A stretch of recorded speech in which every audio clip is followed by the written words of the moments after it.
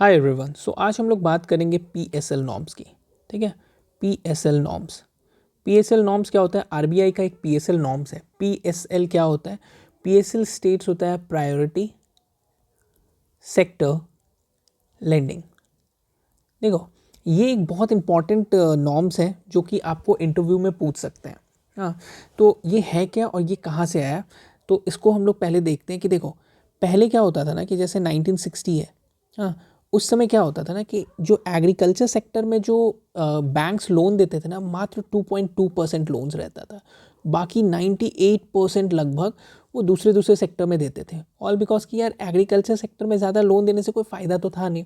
Corporate sector industries को loan देने से क्या होता था कि पैसा अच्छा से बढ़ता था, कमर्शियल बैंक्स के रिटर्न्स भी अच्छे आते थे, और एग्रीकल्चर सेक्टर्स वाला डूब जाता था पैसा। तो हुआ क्या ना, 1960 में क्यों ऐसा हो रहा था? क्योंकि यहाँ बैंक्स जो थे ना वो सब प्राइवेट बैंक्स थे, बैंक्स गवर्नमेंट नहीं थे। फिर क्या हुआ, 1969 में बैंक्स गवर्नमेंट हो गया। अब गवर्नमेंट हो गया तो आरबीआई जो है, आरबीआई बोला कि एक पीएसएल नॉर्म्स बनाते हैं। ठीक है, पीएसएल नॉर्म्स के तहत उन्होंने क्या बोला कि कुछ कुछ जो सेक्टर है प्रायोरिटी, देखो क्या है पीएसएल नॉर्म्स का मतलब क्या होता है? कुछ सेक्टर, हाँ, कुछ सेक्टर को प्रायोरिटी देना। हाँ, कि भाई इसमें आपको पैसा लगाना ही लगाना होगा। मतलब अगर आप बैंक्स हैं, कमर्शियल बैंक हैं, ठीक है, तो कमर्शियल बैंक को इसमें पैसा आपको देना ही देना होगा। फॉरेन बैंक पे भी निर्भर करता है और आरआरबीज में भी, और स्मॉल फाइनेंस बैंक सबके लिए ये लागू हुआ। ठीक है, तो देखो हुआ क्या, तो इन्होंने बोला, आरबीआई ने बोला कि यार पीएसएल बनाना होगा, प्रायोरिटी सेक्टर लैंडिंग, कुछ कुछ सेक्टर्स को प्रायोरिटी देना होगा। अब वो बात हुआ कि किस किस सेक्टर को प्रायोरिटी देना होगा, तो उसमें आता है एग्रीकल्चर, ठीक है, एमएसएमई, एक्सपोर्ट क्रेडिट, हाँ, हाउसिंग, एजुकेशन लोन, ठीक है, education loan up to 20 lakh, ठीक है, social infrastructure, renewable energy, others. फिर वीकर सेक्शन। ठीक है, ये पूरा पूरी जो था ना पीएसएल का 9 सेक्टर था। ये कितना सेक्टर था? 9 सेक्टर। अब इसमें क्या क्या प्रोसेस किया गया वो हम लोग थोड़ा सा देखेंगे। देखो, हम लोगों को देखना है बस एग्रीकल्चर के माध्यम से, क्योंकि हम लोग अभी एग्रीकल्चर का इंटरव्यू देने जा रहे हैं। तो हम लोग को क्या ध्यान रखना है कि देखो, अगर नॉर्मल कमर्शियल बैंक्स रहते हैं ना, इंडियन कमर्शियल बैंक, ठीक है, Indian commercial bank, normal bank, ठीक है, इसमें आरआरबी नहीं मिलेगा। ये आरआरबी में हम लोग नहीं जोड़ेंगे, और स्मॉल फाइनेंस बैंक जो अभी सब पेमेंट बैंक्स ये सब नहीं खुला है, ये सब को भी हम लोग नहीं ऐड करेंगे।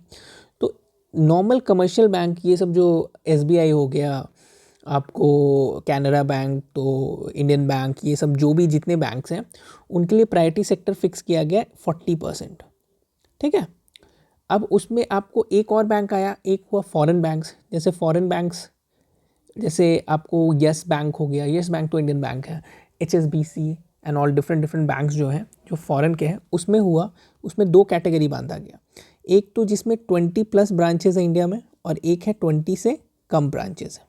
ठीक है, 2 तरह से बांटा गया। तो इसमें क्या किया गया कि जिसमें देखो 20+ ब्रांचेज है ना, उसके लिए भी 40% पीएसएल रखा गया, और 20 से कम ब्रांचेज है उसमें भी 40% पीएसएल रखा गया। ठीक है, अब उसमें क्या हुआ, अब हम लोग देखेंगे आरआरबी।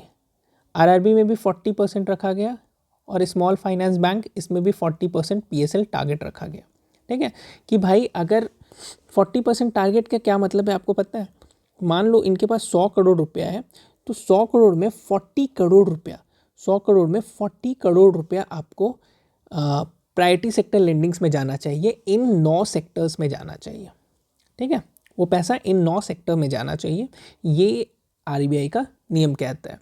ठीक है, अब हम लोग को क्या देखना है कि ये जो 40% था, हाँ, जो कमर्शियल बैंक के लिए, फॉरेन बैंक के लिए, जिसमें ब्रांचेस 20 से ज़्यादा थे, जिसमें ब्रांचेस 20 से कम थे, आरआरबी के लिए, ठीक है, सॉरी, आरआरबी के लिए जो था ना, ये आपको 75% रखा गया।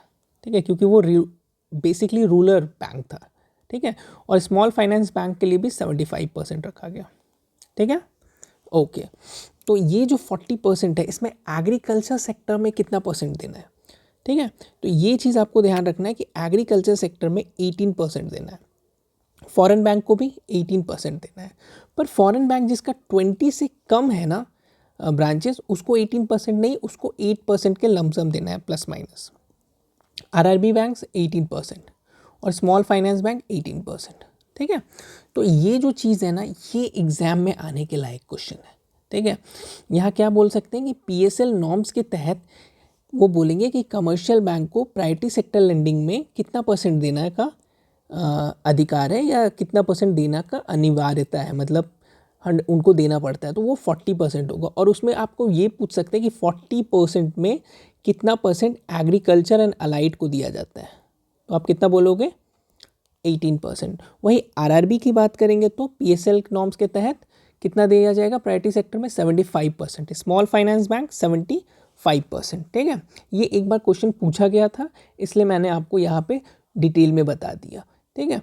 ये डिटेल थोड़ा सा आप पहले से देख लोगे तो आपके दिमाग में आएगा कि हुआ क्यों था। ठीक है। 1960 में प्राइवेटाइज था, 1969 में कमर्शियल बैंक्स बना, आपको पता है ना, बैंक कमर्शियलाइज 1969 में हुआ था। और 1969 में कमर्शियल होने के बाद आरबीआई ने ये नॉर्म्स निकाला। पहले तो निकाल नहीं सकते थे क्योंकि प्राइवेट बैंक पे तो आप हक चला नहीं सकते। तो ये था जो भी था, है ना। तो अगर इन चीज़ों को समझ आ गया हो तो कमेंट सेक्शन में बताओ कि यार समझ आया है, और नहीं समझ आया तो आप फिर से बोल सकते हो, मैं फिर से आपके लिए कुछ वीडियोस ये बना दूंगा। ठीक है। चलिए, थैंक यू सो मच।